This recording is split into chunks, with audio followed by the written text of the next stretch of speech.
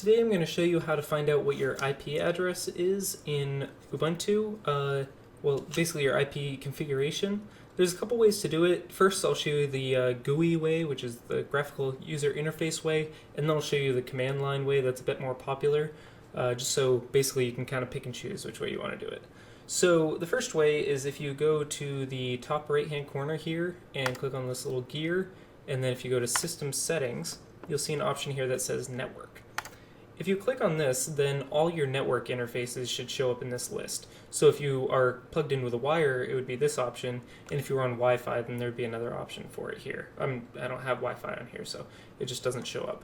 But then you can see what your IP address is over here, as well as like what your default gateway is and what your DNS servers are. So that'll really give you most of the information you would need. Similarly, a lot of people prefer the command line interface for it, just because a lot of people for Linux are born and bred on that. So for that route, if you just go to the Ubuntu search option here and search terminal, if you click on the terminal option and then just type in ifconfig, so ifconfig, and then hit enter, then this will also give you a list of all the IP configurations of all your devices. So like so this one here is my Ethernet adapter. If I had a wireless card on here, then it would show up as like WLAN 0.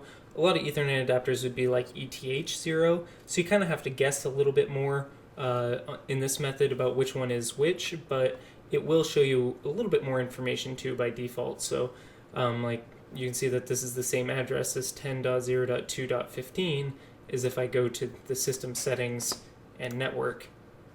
So you can see here that we're getting basically the same information, this just has it in a different format. So really, whichever option you're comfortable with, you can find your IP address configuration.